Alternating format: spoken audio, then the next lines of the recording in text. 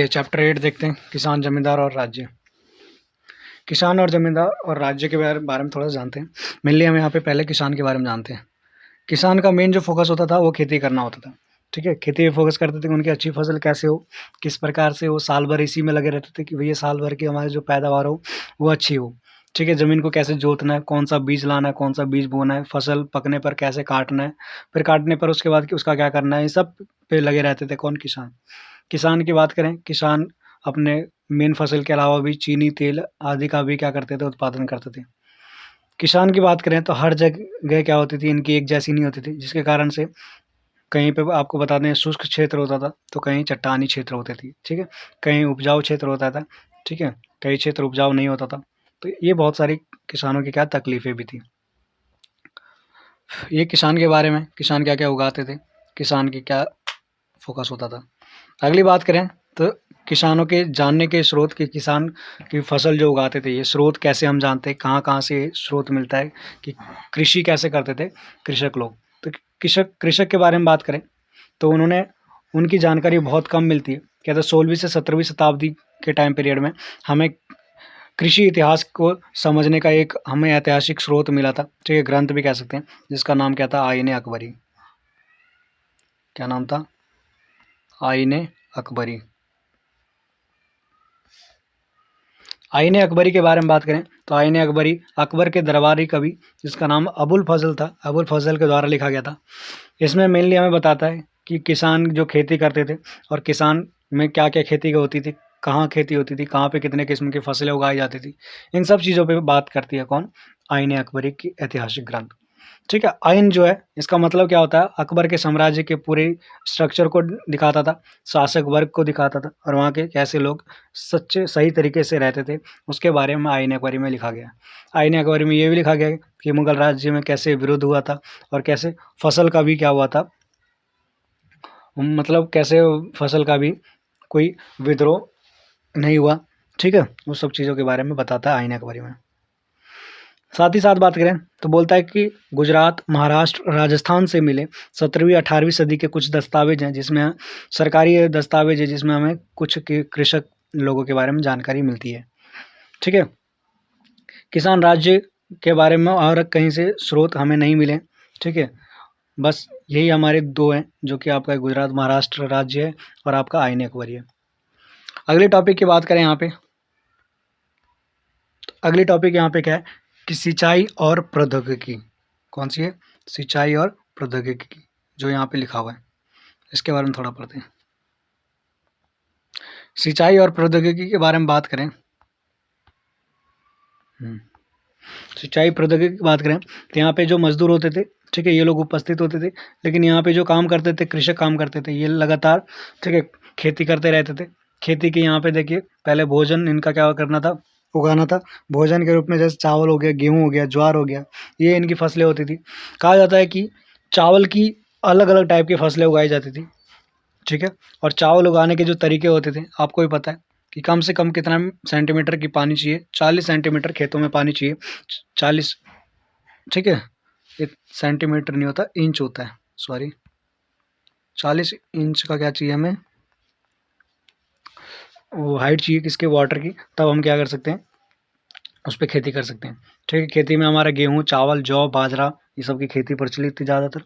ठीक है, चावल की फसलें बता दें कि कहीं कहीं 40-50 किस्म के चावल ही उगाए जाते थे। तो ऐसे हमारे कुछ इलाके भी थे। ठीक है, सिंचाई कार्यों की बात होता है तो सबसे ज़्यादा राज्य से सहायता क्या होती थी, प्रदान होती थी। ठीक है, उत्तर भारत की बात करें, अनेक राज्य नहर में बात करते हैं। आगे बात करें तो यहाँ पे नहरों द्वारा क्या सिंचाई किया जाता था, नाले खुदवाए जाते थे। ठीक है, हाँ, क्या बता रहा था मैं, नहरों के बारे में बता रहा था कि नहर क्या क्या सही किए जाते थे, नाले खुदवाए जाते थे। जितनी पुरानी नहर थे उनकी क्या मरम्मत की गई थी। ठीक है, ठीक है, शाहजहाँ द्वारा क्या किया गया था, शाहजहाँ के शासनकाल में पंजाब का जो इलाका है, कहाँ पे, पंजाब का इलाका है, वहाँ पे एक शहर, नहर बनाया गया था, जिसका नाम था शाह नहर। क्या नहर का नाम था? शाह नहर। ठीक है, किसान खेती के लिए हल, कुदाल और गोबर का इस्तेमाल करते थे। ठीक है, आगे बात करें, नई टॉपिक जो है आपका पंचायत और मुखिया। ये जो टॉपिक है इसके बारे में थोड़ा देखिए। इस टॉपिक के बारे में अगर हम देखते हैं तो बोलता है कि पंचायत का जो हेड होता था उसे क्या कहा जाता था, मुखिया कहा जाता था। ठीक है, वो बुजुर्ग होता था। ठीक है, उसको चुना जाता था। कहते पंचायतें आमतौर पर गांव के महत्वपूर्ण लोगों के होती थी, जिनके पास पैतृक संपत्ति होती थी। ठीक है, पंचायतें किनके हाथ में होती थी? जिनके पास अपने दादा परदादा पुरखों की ज़मीनें अच्छी खासी होती थी। गांव में जहाँ कई जातियों के लोग रहते थे, वहाँ पे विविधता देखने को मिलती थी। ठीक है, डाइवर्सिटी देखने को मिलती थी। गांव में छोटे बड़े विवाद जो थे वो पंचायतों में सॉल्व किया जाता था। सभी पंचायतों के फैसले स्वीकार करने पड़ते थे। पंचायत ने जो फैसला बोल दिया उसे स्वीकार करना पड़ता था। पंचायत का जो मुखिया होता था, जिसे क्या कहा जाता था? मुकद्दम कहा जाता था, और मुकद्दम या मंडल कहा जाता था। मुखिया का क्या होता था? चुनाव होता था। चुनाव किसके द्वारा होता था? गांव के बुजुर्गों द्वारा किया जाता था। ठीक है, मुखिया तभी तक अपने पद पर रहता था जब तक गांव के बुजुर्ग का क्या था? उस पर भरोसा था। मुखिया का काम क्या था? गांव के अधीन आय व्यय, जितने भी खर्चे उर्चे, जितने पैसे आ रहे हैं, फिर उसमें से कितना खर्च करना है, वो सब का हिसाब रखा जाता था। पंचायत का खर्च गांव के साझा खजाने से लाया जाता था, मतलब जो जमा किया जाता था पैसा, ठीक है, उससे लाया जाता था, जिसमें हर व्यक्ति का क्या होता था? योगदान होता था। आगे बात करें गांव का सामुदायिक कार्य जो होता था, जैसे बांध बनाना, नहरें खुदवाना, इन सब के काम करवाए जाते थे पंचायत के द्वारा। ठीक है, गांव में रहने वाले जितने भी लोग थे, सीमाओं के भीतर जितने भी लोग रहते थे, उनमें क्या था? सबका जो एक गांव के अंदर जितना भी हिस्सा होता था, उसका पंचायत का एक मुखिया होता था। ठीक है, जैसे मुकद्दम कहा जाता था, वो चीज़ बताई दिया। वो एक पूरे गांव के अंदर जितने भी लोग रहते थे उन सब का मुखिया होता था वो। गांव में विवाह मंडल की देख रेख भी क्या किसके द्वारा की जाती थी? पंचायत के द्वारा किया जाती थी। और अगर किसी जाति का अनादर भी हो तो वो पंचायत द्वारा सॉल्व किया जाता था। नया टॉपिक जो है आपका कौन सा है? ग्रामीण कारीगर। ग्रामीण कारीगर की बात करें, ग्रामीण कारीगरों की बात करें तो गांव में सर्वेक्षण के द्वारा पता चला। ठीक है, सर्वे किया गया तब पता चला कि कुछ मराठा लोगों के क्या मिले? दस्तावेज मिले। उसमें से उस समय के ग्रामीण कारीगरों के बारे में पता चला। कहते हैं 25% लोग ऐसे थे जो पूरे परिवार में से 25% लोग थे जो कारीगर के काम करते थे। ठीक है, जैसे कभी कभी किसानों और कारीगरों के बीच में क्या हो जाता था? अंतर करना मुश्किल हो जाता था, क्योंकि किसान और कारीगर दोनों क्या होते थे? कुछ एक जैसे काम करते थे। वे दोनों काम करते थे। ठीक है, हस्तशिल्प का जो काम करते थे वो कभी कभी खेती का भी काम करते थे। जो खेती का काम करते थे वो हस्तशिल्प का भी काम करते थे। कारीगर कौन होते थे? जो पॉटरी वोटरी बनाते थे, लोहार हो गया, कुम्हार हो गया, बढ़ई हो गया, नाई हो गया, सुनार हो गया, इन सबको कारीगर कहा जाता था। ठीक है, गाँव में सेवा प्रदान करने का काम करते थे। गाँव वाले बदले में उन्हें क्या देते? फसल का एक हिस्सा देते थे। ठीक है, या तो बंजर जमीन का एक टुकड़ा दे देते थे। चलिए अगला टॉपिक जो आपका वो क्या है? कृषि समाज में महिलाओं की क्या भूमिका थी। तो बात करें कृषि समाज में महिलाओं की क्या भूमिका थी, तो इसके बारे में थोड़ा समझिए। क्या होता है कि समाज में महिलाओं और पुरुष दोनों कंधे से कंधे मिला के चलती थी। ठीक है, पुरुष खेत जोतते थे, वहीं महिलाएं बुआई, नराई, कटाई के साथ साथ पक्की फसलों से अनाज निकालने का काम करती थी। जब किसानों की छोटी छोटी इकाइयों और व्यक्तिगत खेती का विकास होता था, तब यहाँ पे क्या देखा जाता था? भेदभाव देखा जाता था। ठीक है, महिलाएं घर का काम करेंगी, पुरुष बाहर का काम करेंगे।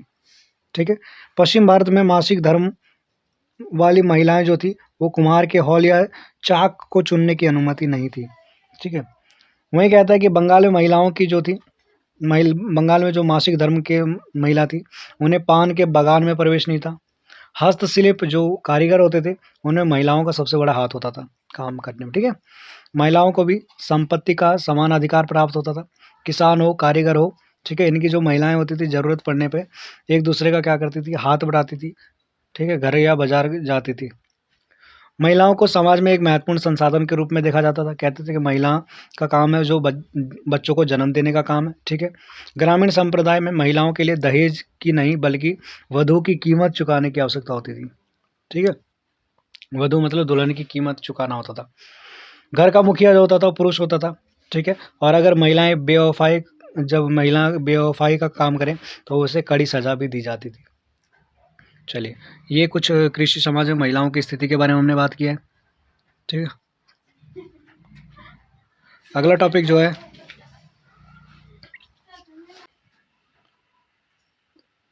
बताते हैं कि ग्रामीण भारत में बसे लोगों के पास कृषि के अलावा कृषि के अलावा उनके पास बहुत कुछ था। उत्तर और उत्तर पश्चिम भारत के पास गहन कृषि क्षेत्र को छोड़कर विशाल भूभाग जंगल झाड़ियों से भी क्या पूरा इलाका घिरा हुआ था। जंगली शब्द का प्रयोग जंगल में रहने वाले लोगों के लिए किया जाता था। ठीक है, जंगल में रहने वाले लोग को क्या बोला जाता था? जंगली बोला जाता था। इन शब्दों का प्रयोग उन लोगों के लिए किया जाता था जो शिकार झूम की खेती करते थे। ठीक है, ये वो लोग थे जो मौसम के अनुसार काम करते थे। वसंत ऋतु में वन उपज एकत्रित करना। ठीक है, वन के जितने भी उपज हो उनको क्या करना? इकट्ठा करना। फिर वही कहता है गर्मियों में मछली पकड़ना, मानसून में खेती करना और शरद ऋतु में शिकार करना। ये कुछ काम थे किनके? जंगल में रहने वाले कबीलाई के। अगला टॉपिक है आपका जमींदार। ठीक है, जमींदार के बारे में बात करें, ये गांव में रहने वाले वे लोग थे। ठीक है, गांव में रहने वाले थे जिनके क्या थे? आय कृषि से ही होती थी। ठीक है, लेकिन वे खेत में काम नहीं करते थे। जो जमींदार थे वो खेत में काम नहीं करते थे, इनके खेत में छोटे मोटे किसान काम करते थे। ठीक है, गांव के जमींदार थे ये, वे अपनी जमीन के क्या होते थे? मालिक होते थे। ग्रामीण समाज में उनकी स्थिति कैसी होती थी? ऊंची होती थी। सामाजिक आर्थिक सुविधाएं इन्हें प्राप्त थी। जमींदारों की बढ़ती स्थिति के पीछे कारण था जाति, और दूसरा कारण ये भी था कि वे राज्य को कुछ सेवाएं प्रदान भी करते थे। जमींदार अपनी जमीन पर मजदूरों से काम करवाते थे। ठीक है, वे स्वयं अपनी जमीन पर काम नहीं करते थे। जमींदार अपने इच्छा अनुसार अपनी जमीन बेच सकते थे या दूसरों को दे सकते थे। उनकी मर्जी करे तो वो अपनी जमीन किसी को दे दे या बेच दे। जमींदार का दूसरा काम जो था वो क्या था? ग्रामीणों से कर वसूलना था। ठीक है, जितने भी गांव के लोग हैं उन सबसे कर लेना, समझ आ गया। और बदले में उन्हें क्या देना? आर्थिक मुआवजा देना। जमींदारों के पास अपनी सेना भी होती थी, घुड़सवार सेना थी, उन पे तोप खान भी था। तोप खान यहाँ पे तोप उन पे पड़ी होती थी। पैदल सैनिक भी होते थे। ये आपका जमींदार के ऊपर है। भू राजस्व प्रणाली की बात करें तो यहाँ पे भू राजस्व का मतलब होता है कि किसी राज्य से क्या? टैक्स वसूलना। कहते हैं यहाँ पे कृषि का उत्पादन राजस्व संग्रह के प्रशासनिक मशीनरों द्वारा बनाई गई थी। ठीक है, वहाँ के जो प्रशासनिक मशीनरी मतलब वहाँ पे प्रशासनिक लोग थे उनके द्वारा बनाई गई थी। वित्तीय व्यवस्था की देखरेख की जाती थी। ये सारा काम जमींदारों का था। यहाँ पे लेखपाल रखा गया था, राजस्व अधिकारी रखा गया था जो खेती की दुनिया में क्या करते थे? प्रवेश करते थे और कर लेते थे। बात करें यहाँ पे जमीन की जानकारी। ठीक है, लोग कितना कर देंगे इन सब की जानकारी ये लेखपाल लोग करते थे। यहाँ पे 2 चरण में क्या लिया जाता था? टैक्स लिया जाता था। पहला चरण जो था वो आपका मूल्यांकन और वास्तविक वसूली। मतलब पहला क्या था कि पहले जांच पड़ताल किया जाएगा, और दूसरा मतलब कितना हमें टैक्स लेना चाहिए और कितना नहीं लेना चाहिए। साथ ही साथ बोलता था कि जो जमा राशि निर्धारित की जाती थी, ठीक है, उससे प्राप्त राशि वसूली की गई कर राशि थी। मतलब जितना आपने जमा की गई उसी में से आपसे क्या लिया जाएगा? कर लिया जाएगा। ठीक है, अकबर ने अपने अधिकारियों को आदेश दिया था कि वे गांव के लोगों से क्या? नगद रूप में भुगतान ले। ठीक है, एकदम नगद ले, कैश ले। ठीक है, उनके पास नहीं है तो फसल काटने का विकल्प खुला रखें। ठीक है, अगर उन पे नहीं है तो आप वहां से उनके फसल क्या कर लीजिए? काट लीजिए। क्लियर। अगला टॉपिक जो आपका क्या है? Silver flux. बहुत इंपॉर्टेंट टॉपिक है ये सिल्वर फ्लक्स। बात करें 16वीं और 17वीं शताब्दी के बीच में यहाँ पे यात्राओं के माध्यम से एक नई दुनिया जिसे एशिया बोला गया। ठीक है, विशेषकर भारत का यूरोप के साथ क्या हुआ? व्यापार का यहाँ पे बहुत बड़ा भारी विस्तार हुआ। कहते हैं भारत के समुद्री व्यापार, ठीक है, समुद्र के द्वारा व्यापार, ठीक है, नए माल का व्यापार यहाँ से शुरू हुआ। यूरोप के साथ लगातार निर्यात और आयात का काम भारत के साथ शुरू हुआ, जिसमें ज़्यादातर चांदी का क्या होता था? आयात निर्यात होता था।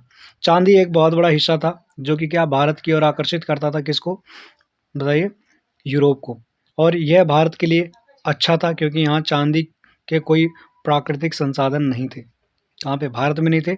ठीक है, अब वो चांदी कहाँ पे लेके आते थे? कौन लेके आते थे? यूरोप वाले लेके आते थे। ठीक है, बहुत बड़ा यूरोप वाले यहाँ पे बताइए चांदी का व्यापार करते थे। चलिए, यहाँ तक आपका टॉपिक था।